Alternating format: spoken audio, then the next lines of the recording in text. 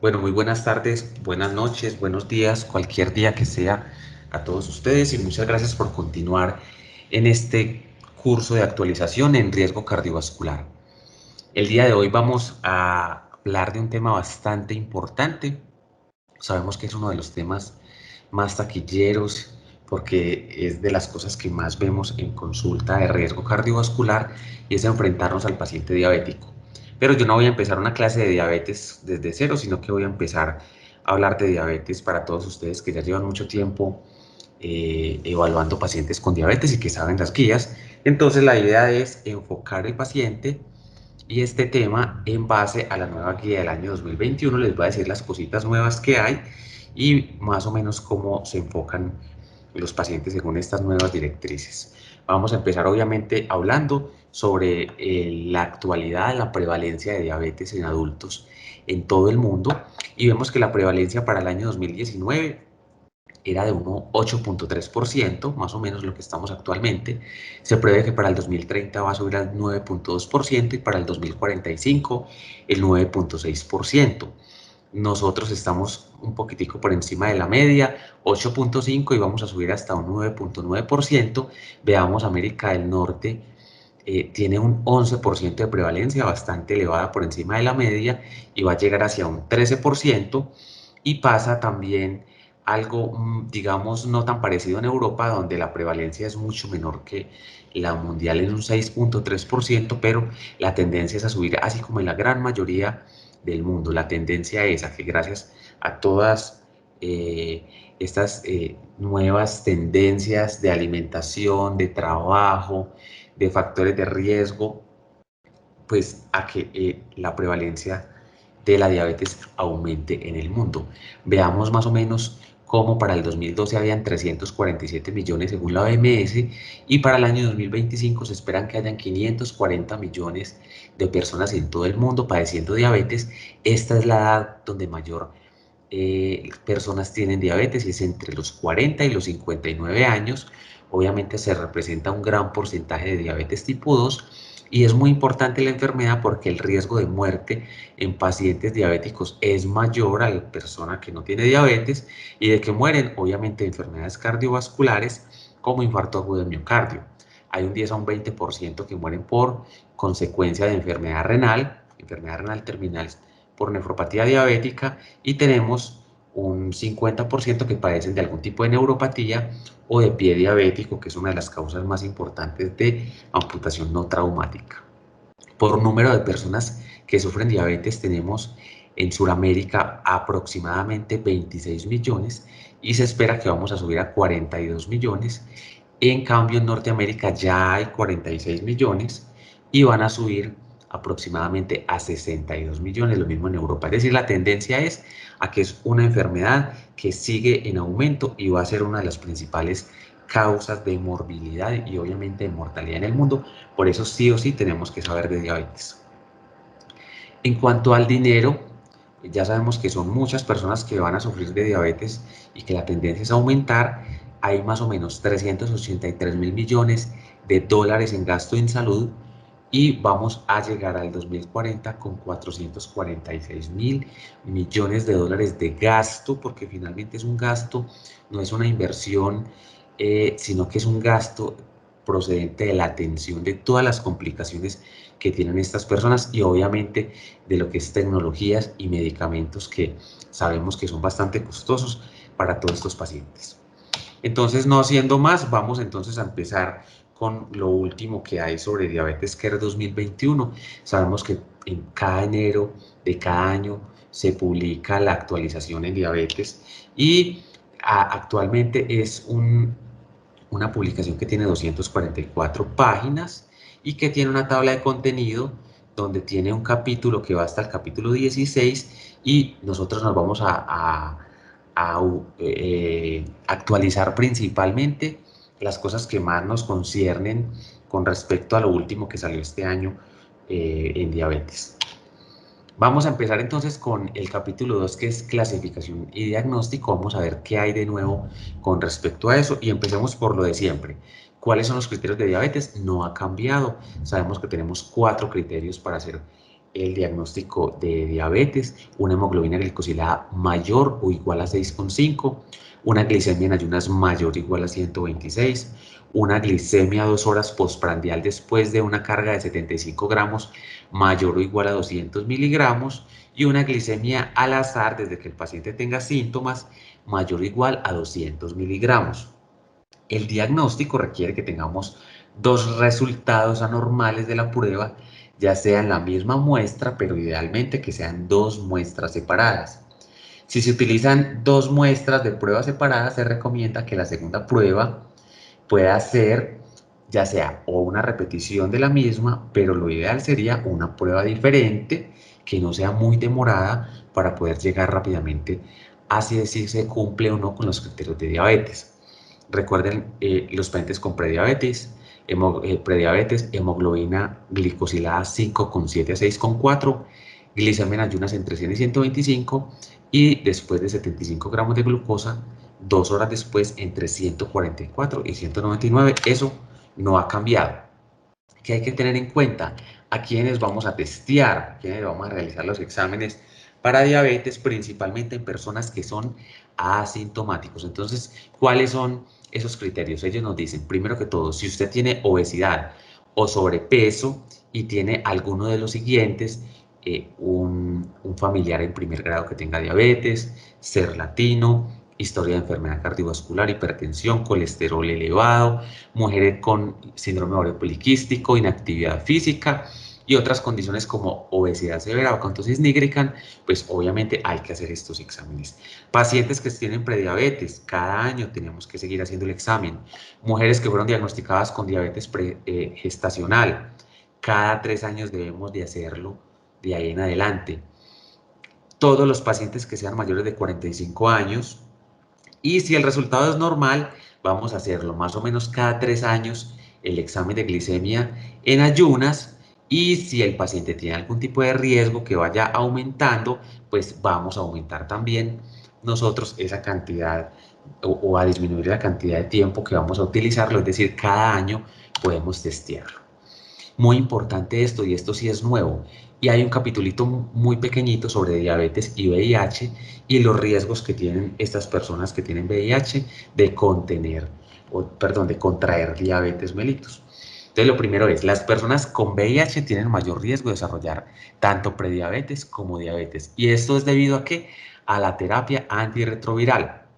Ojo con esto, la prueba de hemoglobina glicosilada puede subestimar la glicemia y en estos pacientes no recomendamos la hemoglobina glicosilada como prueba diagnóstica para hacer ese diagnóstico de diabetes. ¿En quiénes son los medicamentos, cuáles son los medicamentos que más aumentan el riesgo de diabetes? Entonces tenemos los inhibidores de proteasa, el darunavir que está de moda ahorita, el ritonavir, abacavir, lamivudina y lopinavir, que son de toda la vida.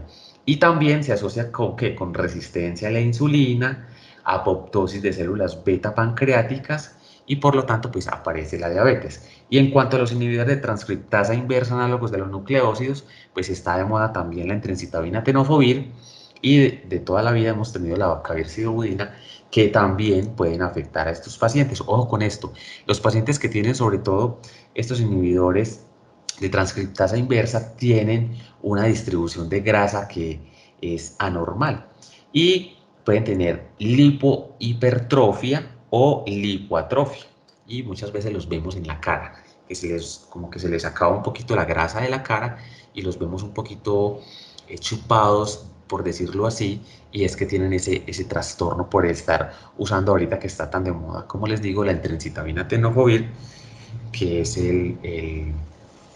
pues uno de los medicamentos que más estamos usando ahorita. Se estima que la diabetes de nueva aparición se presenta más o menos en el 5% de los pacientes con VIH que tienen inhibidores de proteasa y el 15% pueden tener prediabetes. Cada 3 años al menos o cada año si tienen otros factores como sobrepeso. Y también hay un capitulito muy pequeñito sobre otros grupos de riesgo que también tenemos que testearlos para la diabetes y son las personas que tienen fibrosis quística y los pacientes post-transplantados.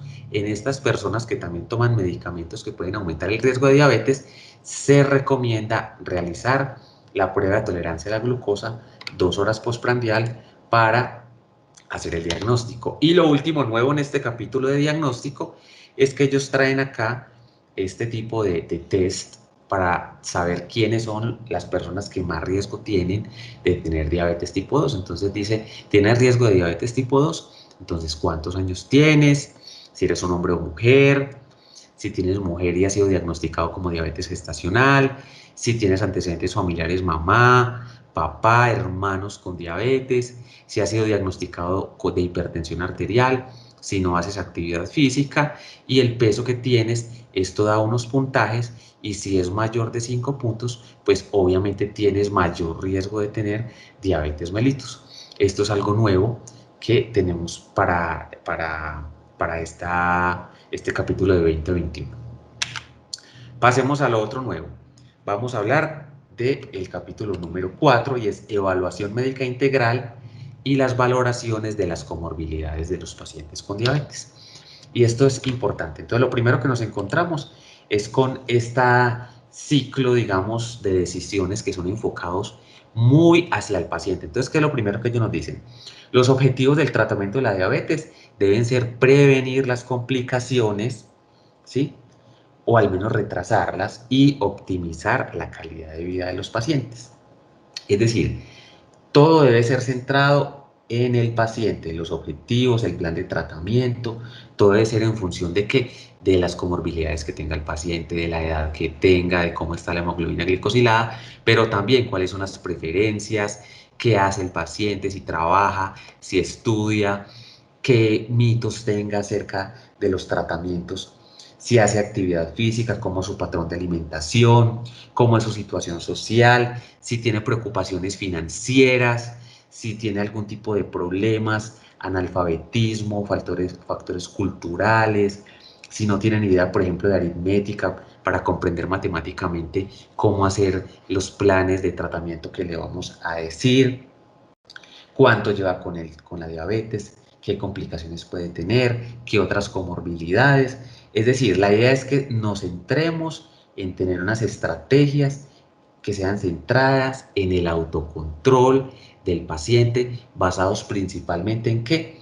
En habilidades de resolución de problemas a través de aspectos como son la educación, es decir, hay que educar al paciente, hay que enseñarle qué es una hemoglobina glicosilada, cuáles son las metas de hipertensión, de su peso, de todo. Es decir, esto lo que nos dice es vamos a centrarnos en el paciente individualmente y por eso lo ideal es que tuviéramos 30 minutos para ver un paciente, pero sabemos que la gran mayoría de veces no es así, pero los que tienen los 30 minutos, por favor aprovechenlo para individualizar todo el objetivo del cuidado del paciente centrado en el paciente. Otra cosa también nueva que me gustó mucho y es que estamos hablando ya de la vacunación en los pacientes con diabetes. Entonces, en comparación con la población general, las personas con diabetes, tanto tipo 1 como tipo 2, tienen unas tasas más altas, por ejemplo, ¿de qué? De hepatitis B. Y esto puede verse, entre otras, al contacto de sangre infectada, al estar usando esos equipos como los glucómetros, esos dispositivos donde el paciente o algún familiar o de alguna manera tenemos ese contacto con agujas que podrían estar infectadas y esto hace que haya mayor transmisibilidad pues, del virus de la hepatitis B. Por lo tanto, se recomienda que esos pacientes que tienen diabetes y hepatitis B y que son menores de 60 años deben recibir las dosis de hepatitis B, ¿sí? 2 o 3 dosis de una forma secuenciada. Entonces, en hepatitis B debemos vacunarnos. El virus de papiloma humano en mujeres menores de 26 años idealmente. La influenza en todos los pacientes deberían recibir la vacuna contra la influenza. Idealmente, recibir la vacuna antigripal inactiva o recombinante cada año y de esta manera pues evitar todo lo que son esas complicaciones de neumonías por influenza, que también es muy importante, la vacuna contra el neumococo. Entonces, en personas con diabetes tienen mayor riesgo de contraer bacteremias e infecciones neumocócicas, ¿sí? Hay 2 tipos de vacunas, ustedes saben, una vacuna que es de 13 valentes y otra de 23 valentes, y ellos nos recomiendan que debemos utilizar la polisacárida de 23 valentes, ¿sí? Y digamos, en algunas situaciones especiales solo la de 13, pero ellos nos dicen, idealmente debe recibir la de 23 valentes entre las edades de 19 a 64 años y a los 65 años se podría aplicar una dosis de refuerzo. Esas son las recomendaciones. No se recomienda de rutina en los pacientes mayores de 65 años la de 13 valentes, a no ser que el paciente tenga enfermedades como asplenia o enfermedad renal crónica avanzada. En esos casos sí lo podríamos usar, y ellos finalmente lo que dicen es que no hay como tal, las cepas no son tan prevalentes por encima de esta edad. Entonces finalmente la recomendación es la 13 valentes. Todos con tétanos, difteria, pertusis cada 10 años y varicela zoster por encima de 50 años, así ya haya tenido varicela. Listo. Eso con respecto a la vacunación, que también es algo nuevo, que también es algo chévere. Ahora vamos a hablar de los objetivos del tratamiento. Eso no ha cambiado, pero yo sí quiero que los tengamos muy claro, porque eso es fundamental para poder enfocar cómo vamos a hacer esos tratamientos y sobre todo esas modificaciones en el tratamiento. Entonces, lo primero, las recomendaciones en los pacientes es tener una hemoglobina glicosilada menor del 7%. La glucosa en ayunas en esos pacientes debe ser entre 80 y 130. Y que los pacientes 2 horas después de haber comido no tengan nunca un pico mayor de 180, es decir, entre 180 obviamente y 80, que no se baje de 80 para no tener hipoglicemia. Y siempre tener en cuenta esto para el automonitoreo del paciente, que tenga su glucómetro, que se haga las glucometrías siempre en ayunas, una vez antes del almuerzo un día, al otro día en ayunas, una vez antes de la cena al otro día, y así sucesivamente para tener al menos 2 tomas de glicemia y poder tomar las decisiones en los pacientes. Recuerden la estimación del rango de hemoglobina glicosilada, lo que quiere decir, si yo tengo una hemoglobina de 7%, quiere decir que el promedio de miligramos por decilitros en sangre es 154. Si es de 8, 183, si es de nuevo 212, si es de 10, 240 y así sucesivamente. Esa es la importancia de saber la hemoglobina glicosilada. Recuerden que es un promedio de cómo se ha comportado la glicemia en sangre en los últimos 3 meses, gracias al metabolismo del eritrocito. Entonces, recomendaciones es menor del 7% a todo el mundo.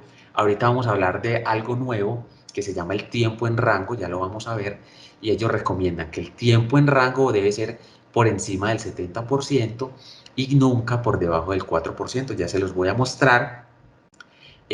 Prevenir las hipoglicemias, y en unos pacientes que no seamos tan estrictos como las personas que tienen, digamos, menos tiempo de vida, que tengan una expectativa pues menor, que tengan otras comorbilidades, debe ser menor del 8%. Entonces hay que individualizar las metas en esos pacientes. Ahora sí hablemos un poquito sobre el tiempo en rango. Entonces esto también es algo que es muy importante y está asociado con el riesgo de complicaciones microvasculares. Y ese es un punto final que deben tener los pacientes para tener en cuenta visualmente, decirles a los pacientes cómo deben tener las glicemias, y obviamente se tiene que ver con las metas. Entonces, el tiempo en rango, ellos hablan de entre 70 y 180 miligramos, más o menos 16.4 horas. 16 horas 48 minutos, que equivalen al 70%. Es decir, ellos dicen, tenga este rango de glicemia el 70% del tiempo, que por debajo de 70 sea menor del 4%, o sea, 58 minutos. Por debajo de 54, menos del 1%. Por encima de 180, menos de 25. Y por encima de 250, menos del 5%. Si hacemos esto y se lo mostramos al paciente, mire, aquí tiene que estar más del 70% del tiempo, vamos a evitar esas complicaciones microvasculares que finalmente se dan ¿con qué? Pues con el hecho de tener persistentemente esas glicemias elevadas. Es muy importante, y hay un capítulo, por ejemplo, acá también, que es sobre las tecnologías en pacientes con diabetes, por ejemplo, como cuáles, esos monitoreos constantes o esos monitores de glicemia, como el Freestyle Libre, que es un monitor que nos muestra muy frecuentemente cuánto está el paciente en rango en la glicemia y nos lo muestra en el celular sin necesidad de tener que estar chuzando al paciente. Eso es adecuado. Digámoslo así, el seguro no lo da haciendo el MIPRE siempre y cuando el paciente tenga una variabilidad glicémica alta. Por eso la importancia de entender esto, porque yo puedo justificar ese monitor de glicemia diciendo que el tiempo en rango es por debajo del 70%, que el paciente está haciendo unas veces muy arriba, otras veces muy abajo y que definitivamente necesita un monitor de glicemia. ¿Qué tener en cuenta, muchachos, con respecto a esa individualización o ese enfoque individualizado en los objetivos del paciente diabético? Y es que yo debo tener que cada paciente, dependiendo de sus enfermedades de base, dependiendo sus comorbilidades, tienen unos objetivos glicémicos óptimos y esas características y esas dificultades que están acá a la izquierda justifican unos esfuerzos mayores, ¿sí? Entonces, si yo tengo una duración de la enfermedad, mientras más dure el paciente con la enfermedad, pues menos esfuerzo voy a tener que hacer porque desafortunadamente ya va a tener complicaciones. Si hago un diagnóstico nuevo, tengo que tenerlo en unos rangos mucho más estrictos de hemoglobina glicosilada. Si el paciente ya está, digámoslo así, con enfermedades mucho más avanzadas, una expectativa de vida, por ejemplo, más corta, pues yo tengo que ser menos estricto en los pacientes. Lo mismo, mientras más comorbilidades y más severos esas comorbilidades, menos estricto. Mientras haya ausencia de comorbilidades, debo ser más estricto y así sucesivamente. Complicaciones vasculares, si están ausentes, muy estricto en la hemoglobina glicosilada. Si ya están presentes, pues de leve a moderado, y si ya definitivamente son severas, pues menos estricto. Lo mismo tener en cuenta el paciente, cuáles son sus preferencias, ¿sí? ¿Qué motivación? Sabemos que al principio el paciente está muy motivado hacia su autocuidado, pero después con el tiempo sus preferencias son hacia el menor cuidado y entonces nosotros no tenemos que ser tan estricto en ese, digamos, en ese campo. Entonces hay cosas que podemos modificar, otras que no podemos modificar como estas de acá, y estas que sí son potencialmente modificables, como motivar al paciente todo el tiempo. Bueno, básicamente es eso. Vamos a pasar al capítulo 9, que es el capítulo más importante para todos nosotros, y es cómo es ese enfoque farmacológico del paciente.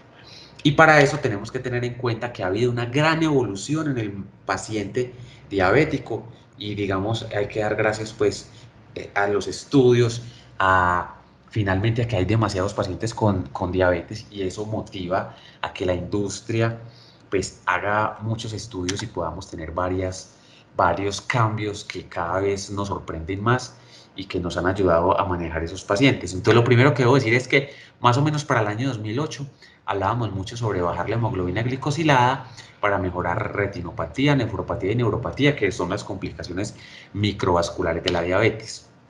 Y yo recuerdo que en ese momento hablábamos de que usted ponía metformina de primero y después usted hacía lo que le daba la gana, ¿sí? Básicamente eso era lo que teníamos en ese momento. Ahora, a partir del año 2015, gracias al estudio en PARREC, todo cambió. Y resulta que a partir de la publicación de este estudio, de ahí en adelante, 16, 17, 18, 19 y 20, el diabetes care ha venido con algunas modificaciones que han sido importantes. Por ejemplo, en el año 2016 empezamos a hablar de los inhibidores de CGLT2, gracias al estudio en Parrero, o sea, la empaglifosina, por ejemplo. Y empezamos a ver que los pacientes se beneficiaban mucho de este medicamento, inclusive hasta reducía la hipertensión arterial. Luego ellos empezaron en el 2017 a decir, consideramos la empaglifosina o el liraglutide para reducir mortalidad con un nivel de evidencia B. Entonces empezaron a mostrar los estudios, sobre todo el liraglutide, de esa seguridad y esa mejoría de eventos cardiovasculares en los pacientes diabéticos. Mire que la evidencia era B. Ahora, para el año 2018, la evidencia es A y a través de este año siempre es A y ya están hablando fuertemente de lo que es el liraglutide y la empaglifosina SGLT2 y GLP1 que ya no pueden faltar en los pacientes, sobre todo si tienen falla cardíaca o tienen falla renal, porque se demostró que estos tienen un gran beneficio en la prevención de eventos duros cardiovasculares, y eso ha sido un cambio muy importante. Y veamos qué fue lo que pasó. Resulta que antes del 2008 nosotros no hablábamos de seguridad cardiovascular en los medicamentos para la diabetes. Y a partir de aquí empezaron a decir, bueno, vamos a ser muy juiciosos con los nuevos medicamentos que salgan para diabetes. Entonces, si los nuevos medicamentos son o tienen un riesgo mayor de 1.8, no podemos, digamos, aceptarlos si son rechazados. Si están entre 1.3 y 1.8 ese riesgo, vamos a condicionarlos. Si son entre 1 y 1.3, pues decimos que son unos medicamentos que son seguros, es decir, que no proveen riesgo cardiovascular, pero definitivamente los que son menor de 1 son medicamentos superiores, que quieren decir que son cardioprotectores. Y la idea es que todos los medicamentos pudieran ser cardioprotectores. Y vemos cómo hemos tenido una evolución a partir del año 2013 con medicamentos que al menos eran seguros, o sea que era un resultado no inferior, no aumentaba el riesgo, ahora tampoco lo mejoraba, pero el Emparrec en el año 2015 sí la sacó del estadio y a partir de ahí todo cambió, ¿sí? Y fueron resultados superiores que están en verde. Entonces tenemos el Emparrec, tenemos el estudio líder con liraglutida, el Sustain 6 con semaglutida, el Canvas con canaglifosina, que también fue un estudio muy bueno, y el Declare TIMI 58 con dapaglifosina en el año 2018, y además ha seguido más. Estos que están en este color lila es porque tienen un rango superior que protege tanto de falla cardíaca como de enfermedad renal crónica, como este Credence de canaglifosina y como el Dapagerfail de dapaglifosina. ¿Sí? Entonces son medicamentos que tuvieron estudios que fueron superiores y que sí o sí, al mejorar y a proteger y disminuir mortalidad, tienen que estar sí o sí en nuestros manejos. Y entonces ya pasamos a esto. Esto es actual de este año a 2021 y es la figura de cómo ellos nos dicen que debemos enfocar el paciente según si tiene riesgo cardiovascular, falla cardíaca o falla renal, si tiene alto riesgo de hipoglicemia, si tiene sobrepeso u obesidad y también dependiendo del costo que tenga. Entonces vamos a ver así, digamos rápidamente, cuáles son las recomendaciones. Entonces, entre los pacientes con diabetes mellitus tipo 2 que han o ya tienen una enfermedad cardiovascular aterosclerótica o tienen indicadores de alto riesgo por las escalas que ya hemos conocido, ya tienen una enfermedad renal o una enfermedad cardíaca establecida, no pueden faltar dos medicamentos que son el inhibidor de cotransportador 2-sodio-glucosa, que es SGLT2, y también el agonista del receptor del péptido 1 similar al glucagón, que es el GLP-1, ¿no es cierto? Entonces esos son los dos medicamentos, GLP-1 y SGLT2, que no pueden faltar. ¿Cuáles son las consideraciones? El GLP-1 provee un beneficio en reducción de eventos cardiovasculares. Aquí estamos hablando principalmente de liraglutida y semaglutida. Menos dosis son mejores toleradas, pero tienen menores estudios. Esto es principalmente para el liraglutide, que muchos pacientes con esa dosis de 1.8 miligramos no las toleran, sí toleran la de 0.6 y de 1.2, pero son menos estudios con respecto a la seguridad cardiovascular. El Degludec y la Clargina ha demostrado que al menos son seguros. Esto era también un estudio que había que hacerlo porque así son hormonas, son análogos y necesitábamos saber que fueran seguros. No son protectores, pero al menos no son de riesgo. Empaglifosina, canaglifosina, dapaglifosina han mostrado reducir falla cardíaca y reducir progresión de enfermedad renal crónica. ¿Quiénes? Cana y dapa principalmente a nivel renal, y dapa y empaglifosina en falla cardíaca. Entonces son medicamentos que definitivamente no pueden faltar y ya los voy a decir cómo lo vamos a utilizar. Para los pacientes, por ejemplo, que tienen complicaciones que necesitan minimizar ese riesgo de hipoglicemia, pues debemos, ellos dicen, un inhibidor de FP4, puede utilizar un GLP-1, un SGLT2, una tiazolidinona, pues que nosotros no la usamos mucho, entonces tenemos estos 3 medicamentos, evaluar ese target o ese objetivo de hemoglobina glicosilada e ir escogiendo otros medicamentos hasta que lleguemos al control de la glicosilada, o de lo contrario, pues ya deberíamos considerar una insulina basal, siempre considerando el riesgo de hipoglicemia. Este régimen de medicación, pues lo ideal es que se tomen conductas al menos cada 3 a 6 meses y reajustarse según sean necesarios dependiendo esos factores de riesgo que tenga el paciente y finalmente lo que el paciente quiera, si se quiere aplicar un medicamento inyectable o no, o si se quiere continuar con el medicamento oral. Ahora tenemos muchas opciones que son muy importantes. Ahora, el paciente que tiene sobrepeso o tiene ganancia de peso o que no queremos que ganen peso, pues definitivamente el GLP-1 agonista receptor pues es el de mejor eficacia para perder peso. También tenemos el SGLT2, vamos a seguir evaluando la hemoglobina glicosilada y pues podemos poner uno y luego el otro, y definitivamente si no pues vamos a una terapia cuádruple, eh, siempre teniendo en cuenta que yo no puedo poner, por ejemplo, DPP4 y GLP-1 no deben ponerse juntos, ¿sí?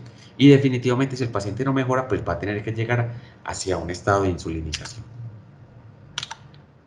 Entonces, conclusión hasta ahorita, pasamos de tener un tratamiento enfocado en hemoglobina glicosilada y de pensar en las enfermedades o complicaciones microvasculares a pasar a este año 2021 enfocados en si mi paciente tiene enfermedad cardiovascular, falla cardíaca, enfermedad renal crónica. ¿Por qué? Porque tengo que disminuir infarto, infarto cerebral, muerte cardiovascular, hospitalización por falla cardíaca y progresión de enfermedad renal crónica. Y gracias a todos estos medicamentos que han demostrado un uso adecuado, una adecuada evidencia para mejorar todos estos eventos cardiovasculares, pues podemos utilizarlo. Vamos a ver cómo. Entonces, estamos hablando de un enfoque centrado en el paciente con unos perfiles de riesgo. Entonces yo tengo el paciente que tiene un perfil de riesgo de enfermedad cardiovascular, ya sea alto riesgo o que ya se infartó, o sea, ya establecida. Tengo mi paciente diabético con enfermedad renal crónica. Tengo mi paciente diabético con riesgo de hipoglicemia. Tengo mi paciente diabético con sobrepeso u obesidad. Y tengo mi paciente diabético con falla cardíaca. Y así es, en ese tipo de perfiles es que yo debo escoger los tratamientos. Entonces, si tengo diabetes y enfermedad cardiovascular, definitivamente el liraglutide es la primera elección para este paciente porque es un GLP-1 que disminuye riesgo cardiovascular, por lo tanto no debe faltar. De segundo voy a utilizar un inhibidor de SGLT2 como empaglifosina, y si no, me tocaría irme ya hacia una insulina basal, una sulfoniluria, que no sería lo ideal. Y recuerden que DPP4 y GLP-1 no se deben combinar. Si tengo diabetes y falla cardíaca, el inhibidor de SGLT2 como empaglifosina, canaglifosina y principalmente dapaglifosina son los medicamentos de elección, sobre todo si tengo falla cardíaca con fracción de eyección baja. Ahora se está hablando de este medicamento para pacientes inclusive que no sean diabéticos, porque mejoran tanto esa capacidad cardíaca que el paciente tiene, que se está considerando utilizar y recomendar en las guías europeas del año pasado como tratamiento en falla, así no tenga diabetes. De segundo, un GLP-1. Y ojo con esto, nunca las glitazonas porque empeoran la falla cardíaca, eso ya lo sabemos. Y definitivamente lo ideal no es llegar a esa insulina basal, y las sulfonilurias también están de últimas, y sobre todo en pacientes ancianos no deberíamos usarlos. Si tengo falla renal crónica, lo ideal es que no progrese, que no empeore, y para eso vamos a utilizar inhibidores de SGLT2 como empaglifosina, canaglifosina y dapaglifosina, cualquiera de ellos. Y de segundo, utilizar el GLP-1. Y de último, pues utilizar las insulinas, ¿sí? Si tengo sobrepeso, definitivamente lo mejor es un GLP-1. El semaglutide es un medicamento muy bueno, muy cómodo de usar. Se utiliza una vez a la semana, es subcutáneo. Uno empieza con 0.25 los primeros 2 meses y luego lo sube a 0.5 cada semana. Es carito, vale entre 400 y 500 mil pesos cada ampolla. Si no, podemos utilizar el liraglutide también. Eh, el exenatide también. Bueno, tenemos, digamos, varias opciones, pero principalmente semaglutide y liraglutide es nuestro ideal. Inhibidores de CGLT2 como empaglifosina sería la segunda elección. Recuerden que usted está orinando literalmente azúcar, hasta 300 calorías puede bajar al día utilizando estos inhibidores de CGLT2 y siempre bregando a llegar pues a la meta de hemoglobina glicosilada. Sabemos que la insulina aumenta el peso, las sulfonurias también y las glicosidas también. Entonces lo ideal no sería llegar hasta allá. Obviamente todo esto acompañado de ejercicio como lo vamos a hablar ahorita y obviamente de una dieta adecuada. Y finalmente el paciente con riesgo de hipoglicemia o que hace hipoglicemia, pues podemos utilizar inhibidores de DPP4 como primera opción, GLP-1, no en combinación, SGLT2. Y ustedes saben que las insulinas y las sulfonurias son los medicamentos que más hipoglicemia producen, por lo tanto no sería ideal para este tipo de pacientes, pacientes más frágiles, más ancianos, que tienen más riesgo, que no comen muy bien, unas veces y otras veces no. Digamos, no utilizar mucho estos medicamentos. Esto es algo también que trae la guía y es con respecto a los medicamentos, la eficacia, si es de alta eficacia, eficacia intermedia, si producen hipoglicemia o no, ¿sí? Como las sulfonurias y las insulinas, cómo es en cuanto a la ganancia de peso, si es neutral, si el paciente pierde peso, como en este caso del CGLT2 o el GLP-1, neutral como el DPP4, o que ganan como las tesolidinonas y las insulinas, sus efectos cardiovasculares si son neutros o hay un potencial beneficio. Recuerden que la metformina fue el primer medicamento que demostró beneficio cardiovascular, el SGLT2 también, el GLP-1 principalmente dulaglutide. Y lo mismo en falla cardíaca, por ejemplo, neutral en este caso, y los SGLT2, como se los venía contando ahorita, tienen un gran beneficio en el paciente que tiene falla cardíaca. Aquí está el costo, cómo se dan, en cuanto al efecto renal, si están contraindicados cuando la tasa está menor, ¿sí? Y algunas consideraciones importantes, se las dejo para que le peguen una miradita. Y hablemos un poquito de insulinas porque es importante. Ya sabemos que todos utilizamos, digamos, de una u otra manera insulinas. Sabemos que hay insulinas de toda la vida, Novorapid, Degludec, Apidra, Lantus, ahorita Toujeo, que es el misma glargina, pero un 300 que es más concentrada, y ahorita Sultofi o Sultofy, que es la combinación de insulina Degludec más liraglutide. Entonces, ¿ellos qué hicieron? Ellos cogieron en un lapicero y pusieron Degludec, que sabemos que es una insulina de larga acción con bajo potencial de hipoglicemias, y pusieron liraglutide, pero ellos, ese liraglutide es de muy baja dosis y ellos lo venden como una insulina, por eso es POS. Este medicamento es POS y es ideal en esos pacientes que tienen un poquito de sobrepeso, que tienen ese riesgo de hipoglicemia muy seguro, y ellos que dicen, si yo ya tengo o ya vengo usando cualquiera de estos medicamentos, o sea, ya soy diabético y utilizo insulina, vamos a empezar con 16 unidades. Si no soy diabético, vamos a empezar con 10 unidades y voy titulando, como se los voy a contar ahorita más o menos, con respecto a las insulinas. ¿Qué les cuento un poquito? Hay un estudio que se llama el estudio de Watt. El estudio de Watt comparó insulina Degludec con insulina glargina. Y es un estudio importante porque demostró que pues ambos insulinas análogas al menos no tienen riesgo cardiovascular. Es decir, que son neutros. No han demostrado que mejoran, pero tampoco aumenta el riesgo cardiovascular. Ya había un estudio, el estudio Origen, demostrado que la glargina también tenía seguridad cardiovascular, y entonces este estudio de EVOT fue comparando de gludeclon con glargina, que yo lo había demostrado, y simplemente ellos hicieron un estudio de no inferioridad para demostrar que son iguales que la glargina. Con respecto a la insulina, pues la guía nos trae lo siguiente.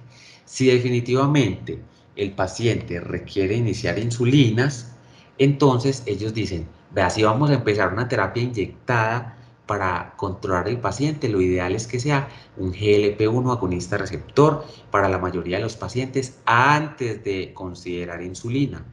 Eso sería lo ideal, ¿sí? Empezarlo a una dosis apropiada e ir titulando según las recomendaciones de cada molécula, por ejemplo, el liraglutide, que empieza con 0.6, luego pasa a 1.2, luego sigue a 1.8, que es la dosis máxima, y semaglutide, que yo ya les conté. Si el paciente no llega hacia los objetivos de hemoglobina glicosilada, pues vamos a poner una insulina basal. Y esa insulina basal lo vamos a empezar, podemos o empezarla con 10 unidades una vez al día, o vamos a calcular más o menos 0.2 unidades por kilo día. Es decir, que si yo peso 60 o 70 kilos, podría iniciar con 12 o 14 unidades al día, y pues voy a evaluar esos target, ese objetivo de glicemia, para saber cómo voy a cambiar, cómo voy a incrementar. Puedo incrementar 2 unidades cada 3 días, por ejemplo. Siempre tener en cuenta que debo evitar la hipoglicemia, y en caso de que me produzca hipoglicemia, debo disminuir la dosis entre un 10 y un 20% de esa insulina para tratar de evitar la hipoglicemia, que finalmente es algo grave para el paciente, que aumenta la mortalidad. Eso ya está, digamos, establecido. ¿Qué sigue también con respecto a esto? Entonces, los médicos debemos considerar que hay un potencial, una cosa que ellos llaman, que se llama sobrevasalización. Es decir, cuando tenemos un paciente con más de 0.5 unidades por kilo de insulina basal, ese paciente puede estar con una sobrevasalización. Y esa es una señal por la cual yo debo utilizar ya una insulina prandial, ¿sí? Entonces, por ejemplo, yo peso 60 kilos, 6 por 5, 30. Si estoy por encima de 30 unidades de glargina o de gludet o de cualquier insulina de acción prolongada que yo quiera, entonces debo ya considerar iniciar o agregar una insulina prandial.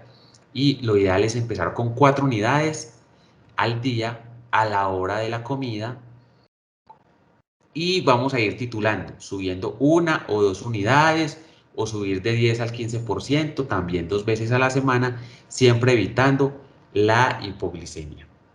Y esto lo puedo usar 2 o 3 veces, o sea, 2 o 3 inyecciones, para hasta llegar a que hacia una insulina basal bolo, que es 3 bolos más la insulina basal. Y siempre teniendo en cuenta cuáles son las metas de ese paciente, y según las metas del paciente, pues voy a hacer las modificaciones con respecto a las metas del paciente, lo mismo que en hipoglicemia.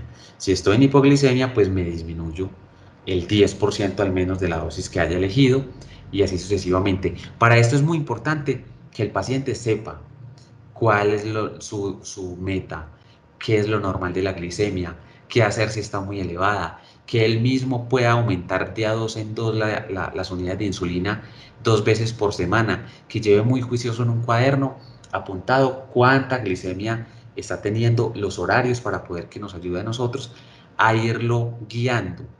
Para esto es muy importante la educación.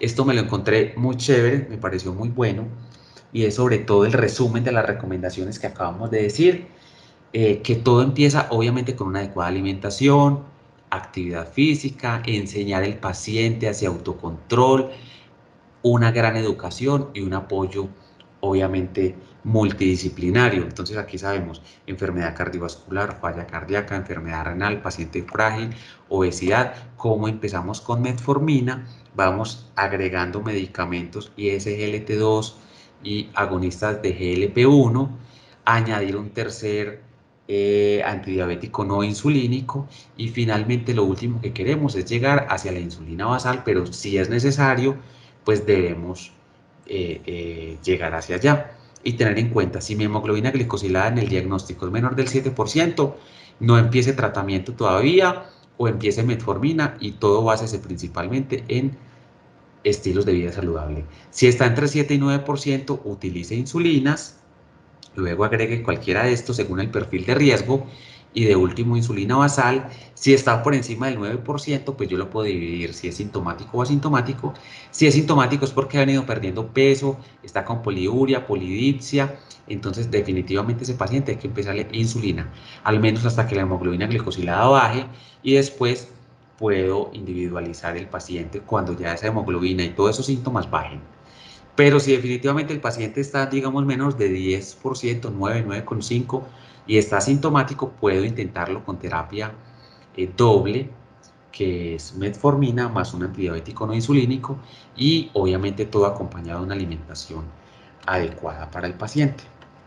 Y finalmente, vamos a ver estas diapositivas para evaluar las recomendaciones nutricionales y el ejercicio para los pacientes, es decir, un estilo de vida sana, que ellos recomiendan un estilo de vida mediterráneo. Entonces aquí tenemos la alimentación y el ejercicio, y ellos hablan de unas intervenciones básicas que son para todo el mundo y unas intervenciones avanzadas que no son para todo el mundo, sino que es individual del paciente. Entonces acá arriba vemos recomendaciones generales, cambio en el estilo de vida, intervenciones básicas para la alimentación, para el ejercicio, y si el paciente cumple con criterios, entonces yo podría decir, vamos a enseñarle cómo se registra la alimentación en el celular, en aplicaciones, cómo interpretar las etiquetas para saber cuántas calorías tiene, qué tanta azúcar tiene, cómo es una dieta mediterránea, cómo se debe alimentarse adecuadamente, cómo porcionar o cómo racionar la dieta, cómo contar calorías, etc. Lo mismo acá, lo ideal sería que lo valorara un deportólogo, que él prescriba el ejercicio, tener idealmente un entrenador que lo acompañe, que lo motive y que tenga al menos 60 minutos al día de ejercicio. Obviamente esto es para quienes, para de pronto personas con un nivel social un poquito mayor, con un nivel educativo mayor, que puedan acceder y puedan aprender y poder llevar este tipo de recomendaciones. Y aquí abajo, pues unas recomendaciones para situaciones especiales. Paciente con nefropatías, reducir cuando la tasa está bajita 0,8 gramos por kilo de proteínas, reducir sodio, potasio y fósforo, y suplementar vitamina D y calcio. En retinopatía, evitar los golpes y ejercicios fuertes. En neuropatía, utilizar un buen calzado, utilizar otro tipo de ejercicios como natación o ciclismo. Garantizar un aporte de vitamina B12 y omega 3 en los pacientes que son veganos. El paciente frágil, siempre garantizar también aportes de proteínas, calcio, vitamina B12. Realizar un ejercicio adecuado para el paciente que es anciano. Evaluar su estado nutricional. Enseñar al paciente que usa insulinas que debe comer siempre, porque si deja de comer se le va a bajar el azúcar por el uso de insulina. Y los pacientes obesos, idealmente una hora de ejercicio al día y reducir de 500 a 750 kilocalorías al día, y de esta manera poder bajar de peso. Sé que faltan muchas cosas, pero pues el tiempo es corto para que no se aburran ustedes tampoco. Muchas gracias por la atención. Los invito a que en el foro me dejen preguntas, comentarios, dudas que tengan para resolvérselas con mucho gusto. Estos son mis datos. Cualquier cosa saben que me pueden contactar. Y a todos ustedes, muy amables. Me despido acá porque los siguientes módulos los van a hacer unos compañeros cardiólogos, bueno, en fin. Entonces probablemente no nos veamos, pero voy a estar muy pendiente del foro para estar como atento a responder todas esas preguntas. Muchas gracias a todos por seguir este curso de riesgo cardiovascular, que fue muy bien calificado el año pasado, y por eso lo estamos nuevamente repitiendo con algunos temas nuevos. Y obviamente agradecerle a la Secretaría de Salud de Envigado y al Plan de Intervenciones Colectivas, que son quienes están patrocinando este curso. Muchas gracias y nos vemos muy pronto.